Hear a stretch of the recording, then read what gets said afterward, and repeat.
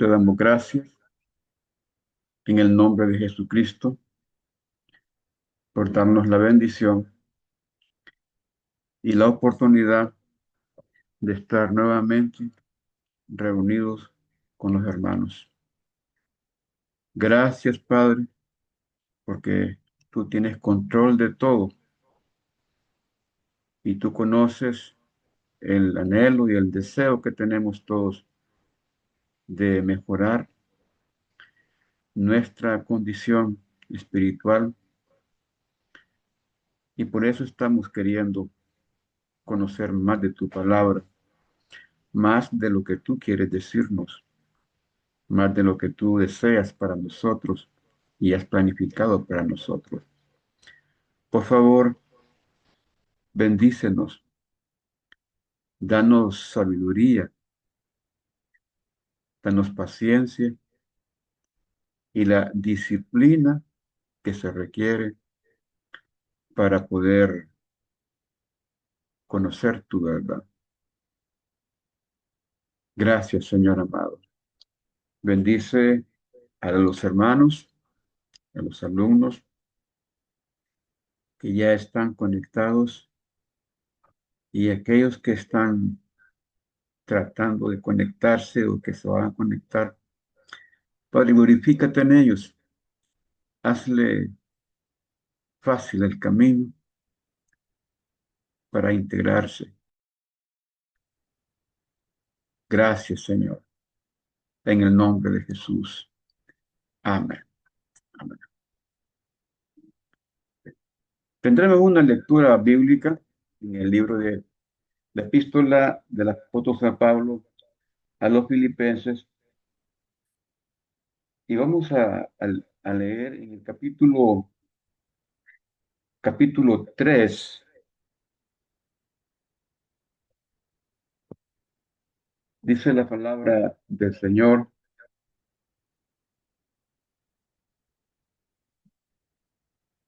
por lo demás, hermanos, gozaos en el Señor. A mí no me es molesto el escribirlos las mismas cosas, y para vosotros es seguro. Guardaos de los perros, guardaos de los malos obreros, guardaos de los mutiladores del cuerpo, porque nosotros somos la circuncisión, los que en espíritu servimos a Dios y nos gloriamos en Cristo Jesús, no teniendo confianza en la carne. Aunque yo tengo también de qué confiar en la carne. Si alguno piensa que tiene de qué confiar en la carne, yo más. Circuncidado al octavo día, del linaje de Israel, de la tribu de Benjamín, hebreo de hebreos. En cuanto a la ley, fariseo. O en cuanto a celo, perseguidor de la iglesia. En cuanto a la justicia que es en la ley, irreprensible. Pero cuántas cosas eran para mí ganancia, las he estimado como pérdida por amor de Cristo.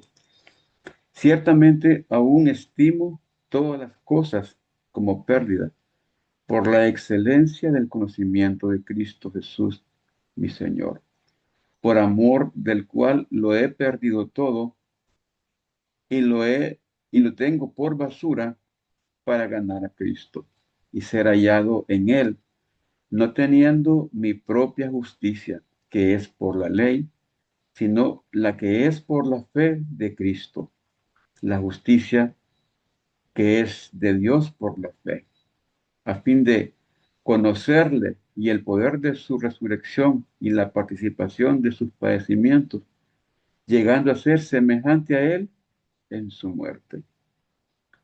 Si en alguna manera llegase a la resurrección de entre los muertos, no que lo haya alcanzado, ni que ya sea perfecto, sino que prosigo por ver si logro hacer aquello para lo cual fui también asido por Cristo Jesús. Hermanos, yo mismo no pretendo haberlo alcanzado ya, pero una cosa hago, olvidando ciertamente lo que queda atrás y extendiéndome a lo que está delante. Prosigo a la meta, al premio del supremo llamamiento de Dios en Cristo Jesús. Así que todos los que somos perfectos, esto mismo sintamos. Y si otra cosa sentís, esto también os lo revelará Dios. Pero en aquello a que hemos llegado, sigamos una misma cosa, sintamos una misma cosa. Hermanos, sed imitadores de mí y mirad a los que sí se conducen según el ejemplo que tenéis en vosotros, porque por ahí andan muchos de los cuales os dije muchas veces, y ahora lo digo llorando, que son enemigos de la cruz de Cristo, el fin de los cuales será perdición, cuyo Dios es el vientre y cuya gloria es su vergüenza, que solo piensan en lo terrenal. Mas nuestra ciudadanía está en los cielos, de donde también esperamos al Salvador y Señor Jesucristo, el cual transformará el cuerpo de la humillación nuestra para que sea semejante al cuerpo de la gloria suya, por el poder con el cual puede también sujetar a sí mismo todas las cosas. Amén. Solo leer este pasaje nos pone en una dimensión cíclica en términos temporales. Digo cíclica porque pareciera que Pablo está viviendo en este tiempo y que Pablo está revelando lo que ocurre en la iglesia global, en la iglesia católica. ¿Y por qué iglesia global? Todos aquellos que se llaman iglesia, que se llaman cristianos, que se llaman evangélicos, que se llaman creyentes y que tienen por figura central a Jesucristo, son la iglesia global. ¿Cuál es la iglesia católica? Es la iglesia universal. Todo el conjunto universo de cristianos, cualquiera que sea la doctrina, cualquiera que sea el gobierno, esa es la iglesia católica. Luego todos somos católicos, pero no en el sentido apostólico y romano, que es otra cosa. Y Pablo, en esta carta, que es muy íntima, por cierto, es una carta muy sentida, muy abierta y tiene un sentido de ser personalísima. Él está enviando una carta de su corazón a esta iglesia que está en Filipos. Y en este momento, Pablo dice, bueno, he pasado tantas cosas, pero no hago caso de ninguna de ellas. Yo debo de olvidar todo lo que queda atrás y me extiendo a lo que me falta todavía. Ya hemos recorrido un tiempo, hemos pasado dificultades y todavía hay problemas, pero yo he decidido seguir adelante. He decidido considerar que todo lo que tenía como ganancia, todo lo que es mis títulos, todo lo que me daba prestigio, lo he dejado a un lado y voy hacia adelante, a agarrar aquello, asir aquello, dice la palabra, por el cual fui escogido en Cristo Jesús. Este es un pensamiento que debe primar en todos nosotros como cristianos, que si de alguna manera hemos recurrido un largo trayecto en la fe. Eh, no tengamos eso como, como algo de que estar aferrado, pues que todos los días somos contados como ovejas al matadero. Entonces nosotros, si hemos obtenido eh, posiciones, hemos obtenido títulos, títulos en el sentido eh, organizacional, si hemos tenido algún tipo de nivel, algún tipo de prestigio, pues hermano, no nos creamos la excelencia, no nos creamos más que los demás, ni mejor que los demás, solamente sigamos adelante,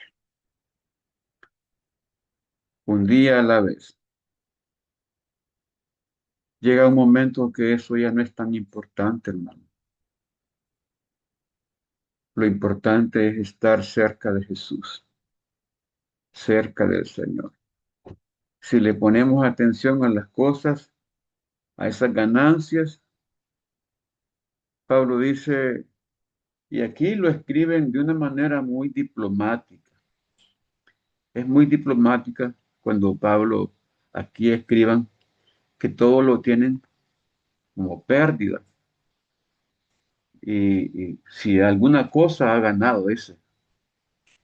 Aquí en el versículo 8, mire, ciertamente aún estimo todas las cosas como pérdida por la excelencia del conocimiento de Cristo Jesús, mi Señor, por amor del cual lo he perdido todo y lo tengo por basura para ganar a Cristo.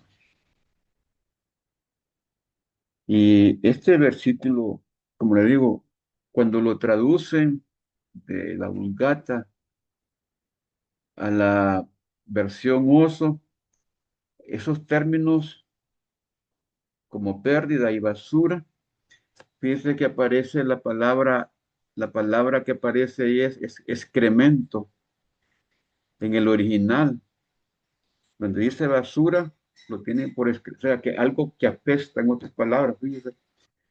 Pero dejemos esta parte y consideremos de esta lectura que tuvimos ahorita,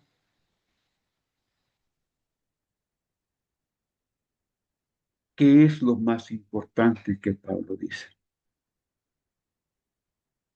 ¿Qué- ¿Cuál es el interés más profundo de Pablo al escribir esta parte de esta carta? Y cuando reconozcamos cuál es el interés más profundo de Pablo, si lo podemos redactar, lo podemos escribir con las palabras de Pablo, esa es entonces la idea central. Vamos a proseguir porque estamos grabando la segunda parte para los hermanos que no pudieron conectarse y que solo grabamos una parte. Y va a ser un poco rápido porque tenemos a la hermana Melissa que va a estar predicando hoy desde Danlí, el Paraíso, para cubrir el espacio de predicación. ¿Cómo se obtiene la idea central?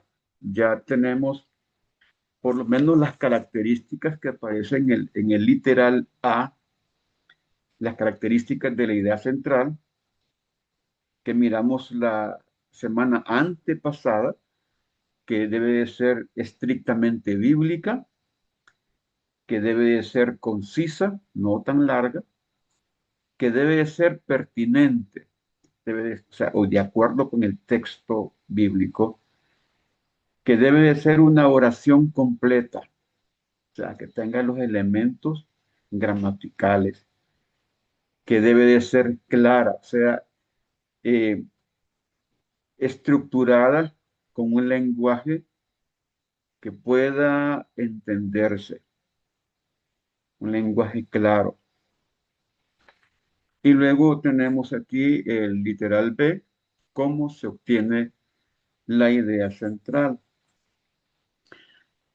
Los puntos que siguen son sugerencias para que el alumno pueda ir apreciando el texto. La verdad es que la idea central de todo el mensaje, de todo el conjunto que se puede escalonar, esta es la parte más complicada porque requiere disciplina. Es que es mucho más fácil inventar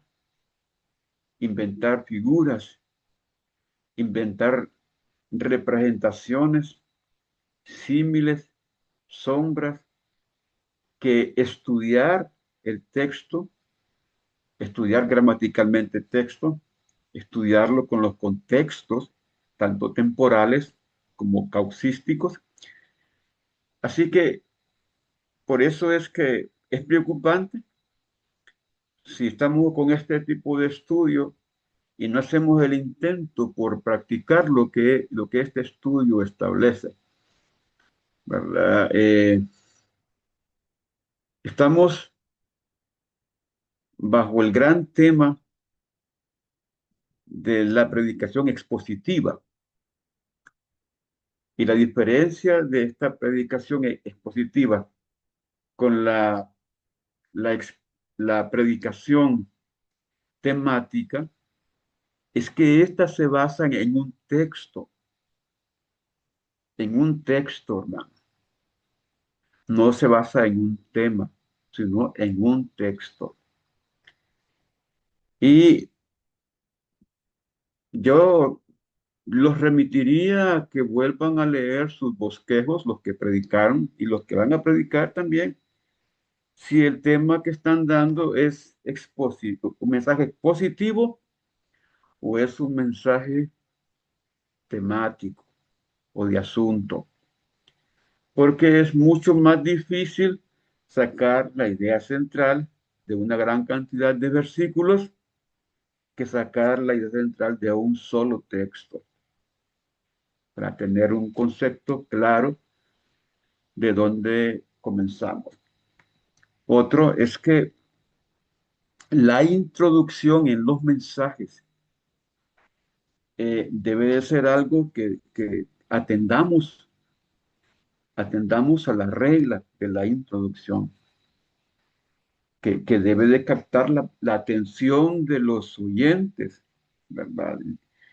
Debe de reflejar la idea central, no en sí literal, pero debe de tratar de impresionar, de llamar la atención del oyente en la introducción, ¿verdad? Es posible que se pueda comenzar con una interrogante, es posible que se pueda comenzar con una anécdota, es posible que se pueda comenzar con una exposición, ¿verdad? Para que sirva de una acción copulativa entre lo que es el tema y el marco general del mensaje.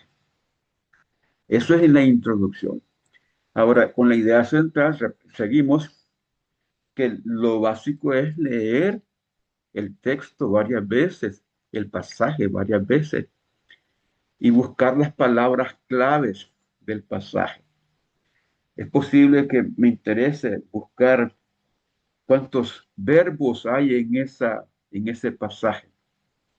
¿Cuál es la moda, hablando en términos estadísticos, cuál es la moda de los verbos? ¿Qué, ¿En qué más se reflejan las acciones de Pablo? Entonces, identificar a través de esa lectura, de esos términos, hacia dónde se enfoca el texto, si se está enfocando a una amonestación, a una enseñanza, a un consuelo, a una promesa, a un deber, o se está enfocando a una exhortación, o tiene visos de edificación, como dice 1 Corintios 14:3.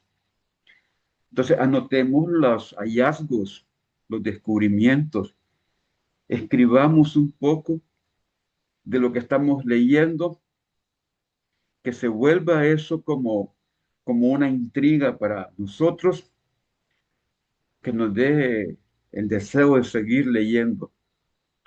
No sé si alguno de ustedes ha tenido la oportunidad de leer algo de Edgar Allan Poe.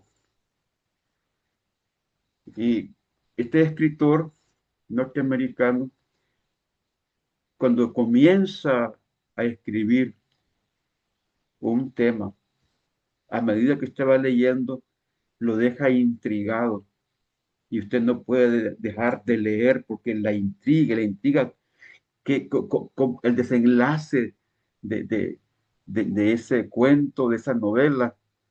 Pues la Biblia es mucho más que todo eso, es mucho más que Hemingway, es mucho más que Becker y todos los escritores que podamos leer. Entonces debemos de buscar la profundidad del texto, hermano. Ya, leerlo así por encimita es como solo mojar los pies, pero en la Biblia habla de que uno debe de meterse con el agua a la cintura, con el agua hasta el cuello. Decía mi pastor, cuando usted se quede en la orilla y quiere pescar, lo va a pescar son pequeñas burbuchas. Pero si usted quiere meterse a lo profundo es porque le interesan los grandes peces, no a las burbuchas. Entonces tenemos que conocer la profundidad de Dios, es buscando seriamente en la palabra de Dios, en su pensamiento, lo que quiere decir el autor inspirado. Estudia el contexto mediato y el inmediato del pasaje, que es el contexto mediato. O sea, estudie en el momento en que Pablo está, en el caso de Filipenses, que Pablo está escribiendo. ¿Dónde está Pablo? Está preso, pero estando preso, ¿qué le ocurre en ese momento? Pablo no está en una Bartolina, Pablo está en un cepo, en un hoyo con 5 metros de profundidad y tiene 1 metro de diámetro y tiene el agua hasta las rodillas. Ya tiene de estar ahí 6 meses, Pablo, y 6 meses de estar en ese agujero, 6 meses de no poder dormir, de no poder tener una relación, una plática normal con las demás personas. ¿Dónde está Pablo? Está en el pretorio, en Roma, pero ese es el contexto mediato. Mire, la inmediatez de todo esto es que Pablo, aún estando en esa condición, está preocupado, está preocupado por los hermanos de Filipos, por su condición, porque no sean engañados. Entonces, uno debe estudiar esos contextos, el contexto mediato y el inmediato. Ahora, hay que esforzarse por encontrar esa verdad general bajo la cual se puede colocar el pasaje. O sea, globalizar todo lo que Pablo dijo en el capítulo 3 de Filipenses para este caso y buscar el tema, el tema. ¿Qué vamos a hacer? Procurar identificar qué está diciendo el pasaje de ese tema o qué verdad general tiene ese tema, que sería el complemento. Si yo vuelvo a leer este texto, si yo lo sigo leyendo, me encuentro aquí que Pablo dice, que todo lo que él había coronado lo tiene por pérdida para ganar a Cristo. Pero también dice, para ser hallado en él, no teniendo mi propia justicia. Y es interesante que es por la ley, sino que es por la fe en Cristo. La justicia que es de Dios por la fe. Y luego dice, a fin de conocerle y el poder de su resurrección y la participación de sus padecimientos, llegando a ser semejante a él en su muerte, si en alguna manera llegase a la resurrección de entre los muertos. O sea, ¿cuál es la preocupación de Pablo? Es la condición espiritual de él y la condición espiritual de los de Filipos.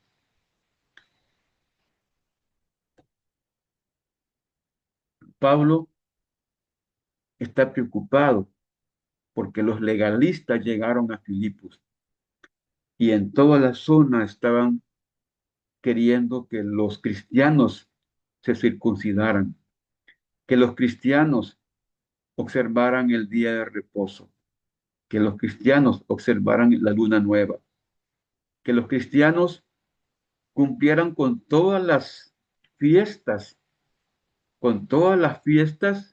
del Antiguo Testamento, ¿verdad? Y que haciendo todo eso complementarían la salvación.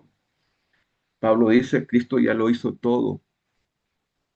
Eso ya lo hice yo antes y a mí no me añadió nada de salvación, nada de justicia. Todo eso lo testigo por pérdida. Entonces vean ustedes qué interesante hasta dónde quiere llegar Pablo con todo eso. Y luego dice, defina, el número 9, defina cuidadosamente, asegurándose que tiene las 5 características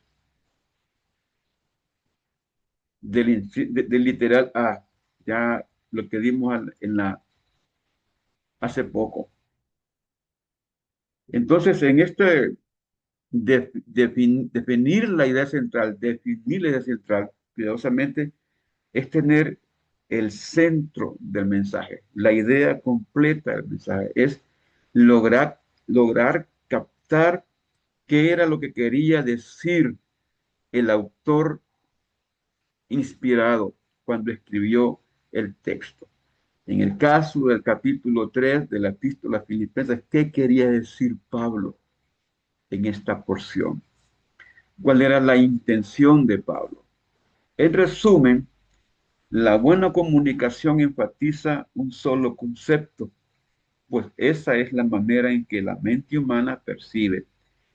El mensaje no está listo hasta que el predicador no puede articular clara y lúcidamente en una sola idea el contenido del mensaje.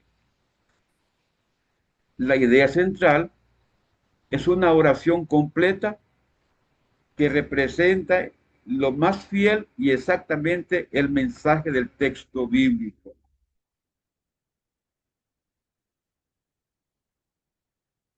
De nuevo, la idea central se obtiene leyendo repetidamente el pasaje y corrigiendo repetidamente la idea hasta que refleje fielmente todos los elementos del pasaje bíblico. Vean ustedes qué interesante es lo que es la idea central. Cuando yo ya tengo la idea central, ya tengo el concepto básico, el enfoque del escritor, para mí va a ser mucho más fácil predicarlo, enseñarlo. Pues siguiendo la línea del mensaje expositivo, debo de buscar también las ideas subsidiarias o las ideas secundarias, porque estas me van a servir para fortalecer la idea central. Que no sean muchas ideas, hermano. Cuando ya decimos punto número 7, ya la gente ya no quiere oír y ya se le olvidó el número 1, ¿verdad? A veces es mejor predicar 3 puntos, 2 puntos, 4 puntos y darle el enfoque a la idea central, no salirnos de la idea central. Va a ser mucho mejor. Termino con esto, solamente para ponerle, para ponerle un poquito de pimienta a todo esto. Todo lo que decimos, todo lo que hablamos puede volverse doctrina, puede volverse dogma. Tengamos cuidado con lo que estamos hablando, con lo que aseguramos que significa lo que leímos. Si, si podemos leerlo de nuevo el mensaje antes de predicarlo y veamos si tiene un punto doctrinal, eh, un punto doctrinal que va a ser conflictivo, no está muy claro, entonces no lo digamos, no lo prediquemos, porque eso va a estar en contra del enfoque homilético. La gente analiza lo que decimos, más allá de lo que pensamos. Vamos a quedarnos aquí, hermanos. Voy a dejar a la hermana Melissa Gómez a ver si nos puede traer la palabra. ¿Está lista, hermana? Amén. Amén. Bendiciones, Entonces pastor. le cedo la palabra a la hermana Melissa. Ella creció de niña en la iglesia y ahora está de embajadora de Cristo allá en Langley, el paraíso. Y Amén. hoy está aquí para predicar. Hermana, les damos el tiempo. Amén. Dios les bendiga, hermanos. Quiero que Amén. me acompañen en una pequeña oración, ¿verdad? Porque los nervios, aunque estemos lejos, se hacen presentes. Amén. Señor Jesús, te damos gracias, Padre Celestial, por la oportunidad que nos permite, Señor, de aprender más de tu palabra, Padre bendito.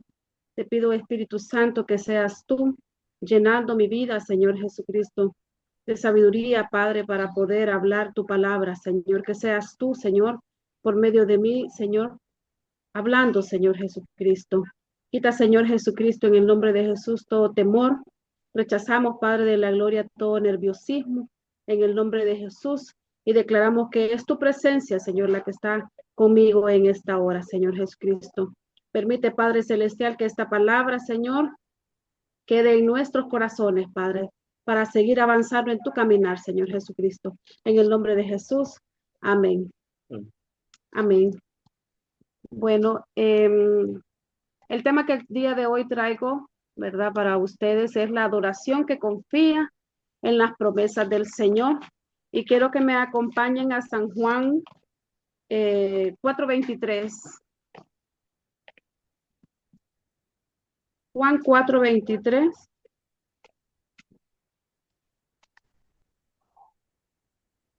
Amén. Amén. Mas la hora viene, y ahora es cuando los verdaderos adoradores adoran al Padre en espíritu y en verdad, porque también el Padre tales adoradores busca que le adoren. Amén. No por un lugar o un santuario, sino que el Señor anda buscando verdaderos adoradores que le adoren en espíritu y que le adoren en verdad. El Señor Jesucristo no quiere que nosotros solamente vayamos a la iglesia y alcemos nuestras manos en adoración, ¿verdad? Sino que Él quiere que nosotros seamos unos verdaderos adoradores en cualquier lugar donde nosotros estemos, que seamos esas personas que estemos amando al Señor donde quiera que nosotros estemos. Amén. Amén. Eh, Gracias a la venida de Cristo desapareció cualquier otra distinción entre adoradores falsos y verdaderos. Los verdaderos adoradores, como yo les decía, son todos aquellos que adoran a Dios desde cualquier lugar, en donde quiera que nosotros andemos, ¿verdad? Somos embajadores de Cristo, como decía el pastor, en cualquier lugar, a través del Hijo y de todo corazón. Nosotros le amamos a Él y lo reflejamos cuando nosotros damos un buen testimonio de lo que nosotros somos en Cristo Jesús. También dice que la adoración es más que un acto externo, es más que nosotros alzar nuestras manos, es más que ir a la iglesia y cantar una alabanza o una adoración. No, la adoración es una expresión de nuestro corazón. Cuando nosotros nos entregamos al Padre, entregamos nuestro corazón contrito y humillado, el Señor no lo rechaza. El Señor lo ve con ojos de agrado. Cuando nosotros nos presentamos ante Él y entregamos nuestra adoración en espíritu y en verdad, el Padre lo ve con agrado. Y es ahí cuando logramos nosotros tocar el corazón del Señor para que Él pueda inclinar su oído ante la adoración que nosotros le estamos ofreciendo al Señor. La adoración que nosotros le damos al Señor de todo corazón expresa la grandeza, expresa la fidelidad y expresa el amor de Dios. No se limita a una música o que tal vez nosotros podamos escuchar una adoración. Es que esa música me toca, es que esa música me hace llorar. No, lo que el Señor quiere es que nosotros le entreguemos nuestro corazón en rendición a lo que Él es con nosotros, ¿verdad? Y adorar es rendirse ante aquel que cumple lo que promete. Cuando el creyente adora, se conecta con el carácter de Dios, un Dios fiel, un Dios justo que nosotros tenemos, y es un Dios lleno de promesas externas para nosotros. En la adoración encontramos fortaleza para esperar la esperanza en medio del dolor y confianza en que Él hará todo lo que ha dicho. Siempre esa es nuestra esperanza, que el Señor hará todo lo que nos ha prometido. Y es ahí donde la adoración nace del conocimiento de quién es Dios. Y podemos ver en Salmos 99:5 que exaltad a Jehová nuestro Dios y postraos ante el estrado de sus pies. Salmos 99:5.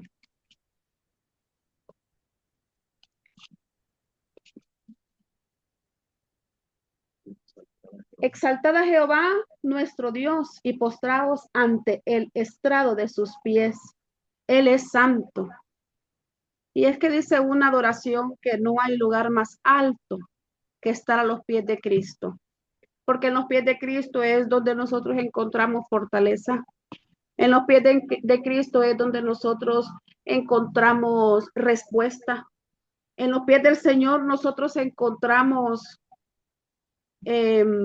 paz, encontramos aliento, encontramos todo lo que nosotros necesitamos. Y es estando en los pies del Señor, derramando nuestro corazón en adoración, es donde encontramos una verdadera respuesta del Señor. La verdadera adoración comienza cuando reconocemos quién es Dios. No adoramos por lo que tenemos, sino por lo que Él es, que Él es un Señor santo, que Él es un Padre eterno, que Él es nuestro Dios poderoso y que es fiel. Y podemos verlo cuando Job perdió todo, cuando a Job le fueron a entregar lo que sus hijos se habían perdido, que se había perdido todo su ganado, que se había perdido, que se habían muerto sus hijos. Podemos ver en Job 21, Job 1:21, perdón, que él lo que hizo fue adorar. Y si me acompañan a Job 1:21, vamos a poder ver.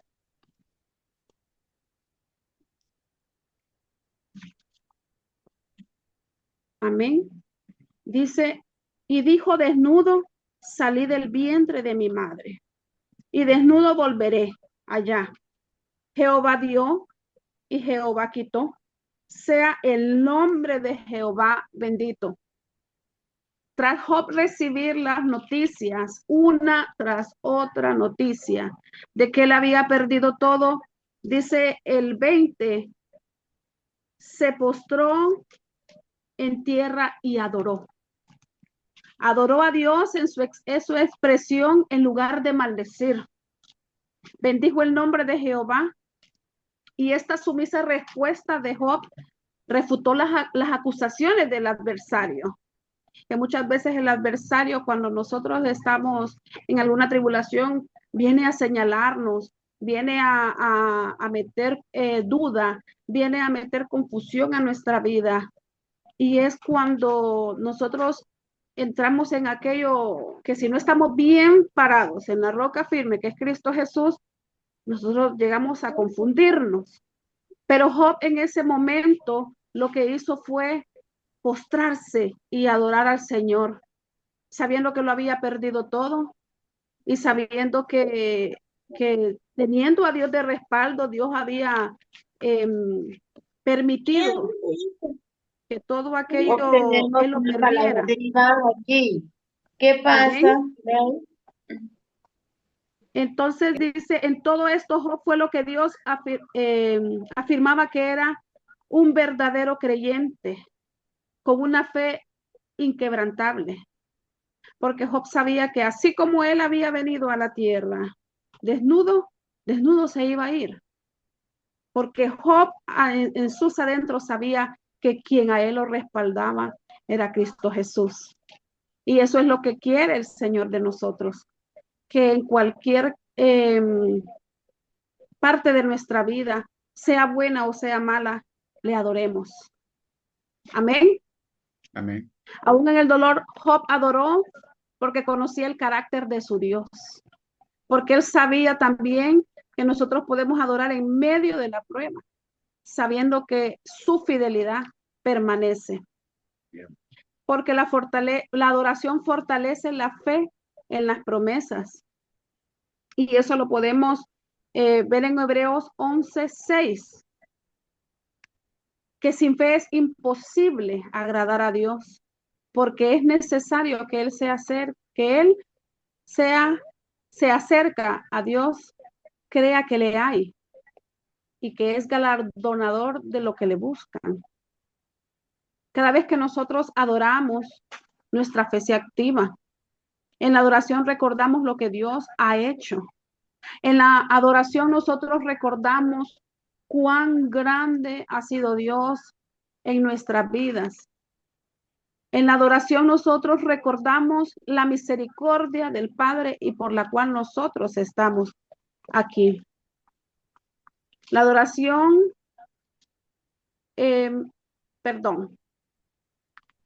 podemos ver también en Salmos 37:4,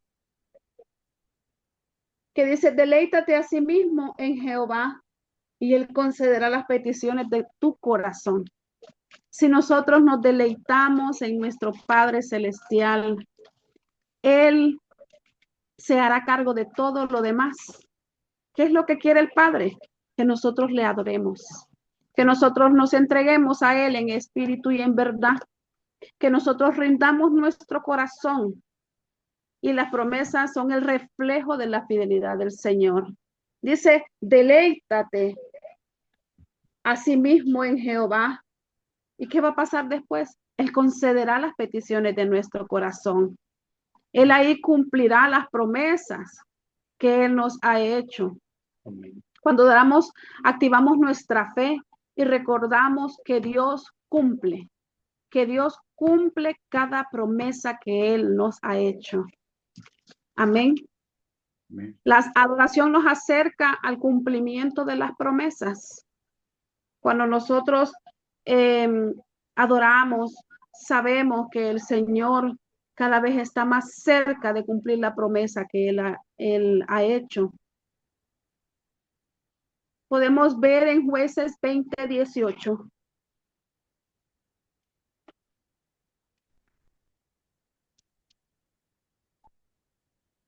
Dice, luego se levantaron los hijos de Israel y subieron a la casa de Dios y consultaron a Dios diciendo, ¿quién subirá de nosotros el primero en la guerra contra los hijos de Benjamín. Y Jehová respondió, Judá será el primero. Y Judá significa alabanza. En muchas batallas Dios ordenó que la tribu de Judá fuera primero, mostrando que la adoración abre caminos a la victoria. Y es por eso que Jehová dijo ahí, Judá será el primero. Porque como les digo, la adoración abre camino y Judá significa alabanza. Entonces, cuando nosotros nos presentamos al Padre, primero siempre entramos con una adoración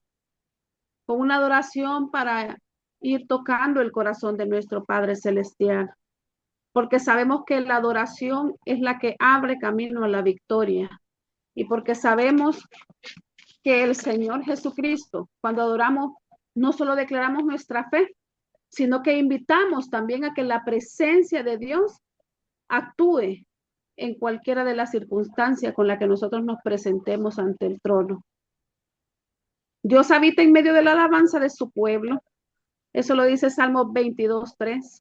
Dios habita en medio de la alabanza de su pueblo. Y es que nuestro Padre se deleita cuando su pueblo le adora en espíritu y en verdad. Su presencia trae consuelo, guía y poder. Eso nosotros sabemos, que cuando nosotros adoramos al Señor y logramos tocar el corazón de nuestro Padre, podemos sentir la presencia del Señor. Y vemos ahí cuando la presencia de nuestro Padre desciende, nosotros podemos tener paz, podemos encontrar el gozo, podemos encontrar el consuelo. Y ahí donde hay adoración sincera, hay cumplimiento de promesas. Cuando nosotros damos una adoración sincera a nuestro Padre, no solo porque nos miren, ay, que cantamos hermoso, o que quién levanta más las manos. No, cuando hay una adoración sincera, es ahí cuando hay cumplimiento de promesas. Amén. Amén. Las promesas de Dios no dependen de las circunstancias, amados hermanos, ni del tiempo, sino de su fidelidad. A veces parecen tardar, pero Él nunca llega tarde. Nuestro amado nunca llega tarde. Y dice en Habacuc 2:3. Habacuc 2:3.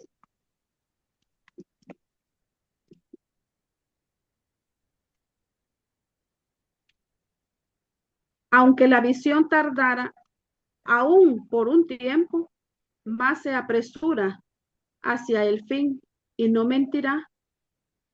Aunque tardare, espéralo, porque sin duda vendrá, no tardará.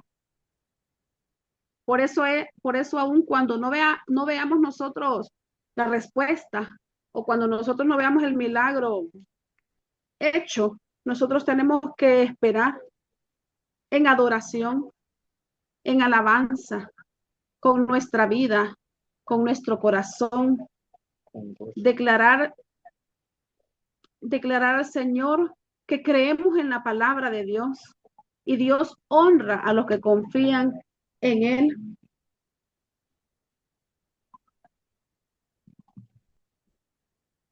Amén. Amén.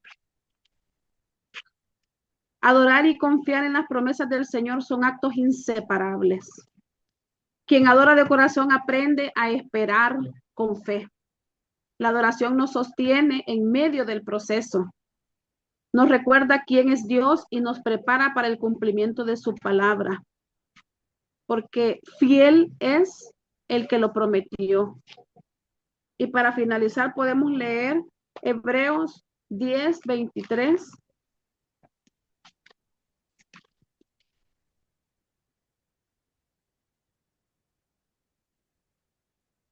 Mantengámonos firmes sin fluctuar la profesión de nuestra esperanza, porque fiel es el que prometió. Así que hoy adora en espíritu y en verdad. Adora cuando tengas fuerzas y cuando no las tengas, también adora. en la espera, en la prueba y en la victoria, porque el Dios al que servimos nunca falla y cumplirá cada promesa que Él ha prometido, porque fiel es el que lo prometió. Amén. Gloria a Dios. Dios les bendiga. Gloria a Dios, hermana. Gracias por esta palabra. Una palabra bonita, refrescante, que es de bendición. Que es de bendición. Gracias, hermano. Vamos a tener un tiempo de oración para concluir.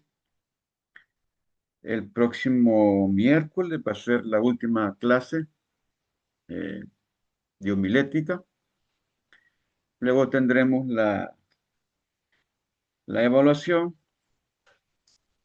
y estaremos haciendo entrega de la evaluación de este miércoles que viene al otro, ¿verdad? Ya estamos concluyendo y solo con el deseo, el anhelo en Cristo Jesús de que cada día estemos preocupados por encontrar el pensamiento de Dios para nosotros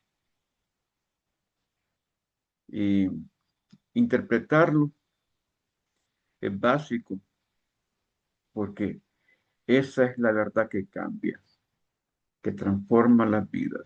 Interpretar el pensamiento de Dios. Muchas veces cuando predicamos tenemos la tentación de querer explicar más eh, los conceptos que la palabra misma y ayuda pues que busquemos el pensamiento de Dios. ¿Qué es lo que Dios quiere? Entonces, para todos los que predicamos, estamos obligados a buscar el pensamiento de Dios, porque vivimos a través de Él y encontramos a través de Él la ruta específica para encontrar la salvación y la vida eterna a través de Jesucristo. Y hoy más que nunca es una necesidad que debe de quedar clara en los niños, en los jóvenes, en los adultos. Apremia que la iglesia hoy día le dedique a los niños la seriedad de la palabra de Dios, que le dedique a los jóvenes la seriedad de la palabra de Dios, pero no solamente la seriedad de la palabra, sino la seriedad del momento en que estamos viviendo, que es un momento difícil, quizás no lo veamos aquí en Occidente tanto como lo están viendo en Oriente y en África, pero es preocupante, hermano, es preocupante. Y tal como están las cosas en el mundo de la geopolítica internacional, todo apunta a que Israel dentro de poco se va a quedar solo. No solo es que se va a quedar solo, es que el mundo musulmán va a cooptar los estados y va a dirigir su odio y toda su fuerza en contra de Israel. Y entonces es obligatorio leer la palabra y leer Apocalipsis y leer Daniel y leer Zacarías, leer Mateo 24. Es obligatorio leerlo para que nos demos cuenta que la palabra está cumpliendo exactamente como dice. Y ese reloj está avanzando y el Señor lo dijo y se va a cumplir. Hermanos, hagamos todo lo posible porque la palabra llegue al corazón de los niños, de los jóvenes, de los adultos. Nosotros vivamos nuestra vida agradando a Cristo. Cada día agradémosle al Señor. Adorémosle, como dice la hermana Melissa, adorémosle a Él. Oremos. Señor Dios Todopoderoso, santo y bendito es tu nombre. Gracias por esta palabra que tú nos enviaste en esta noche. Gracias, Señor, por la oportunidad de haber compartido con mis hermanos, de haber podido contemplar a través de esta materia de la homilética el plan que tú tienes, el propósito que tienes en tu palabra y cómo ese propósito debe estar en nuestro corazón para enseñarlo a aquellos que no te conocen y para reforzar a aquellos que ya te conocen. Señor, bendícenos. Te pedimos que por favor nos llenes con tu Espíritu Santo, que nos limpies de toda maldad, Señor, que prepares nuestra mente, nuestro corazón, nuestro cuerpo para poder recibir la unción del Espíritu Santo y vivir a través de ella y honrarte y glorificarte a ti solamente, Señor, porque solo tú mereces la honra y la gloria.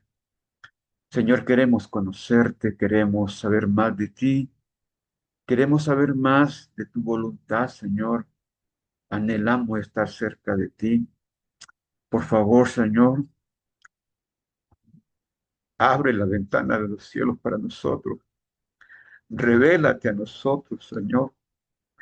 Toma control de nuestra vida, de todo lo que hay alrededor nuestro y ayúdanos a entenderte, Señor. Necesitamos, tenemos hambre de ti, hambre de tu palabra. Señor, te entregamos nuestro corazón y nuestra mente. Ayúdanos, por favor, a serte fiel. En el nombre de Jesucristo. Amén y amén. Que el Señor les bendiga, hermanos amados. El Señor les guarde.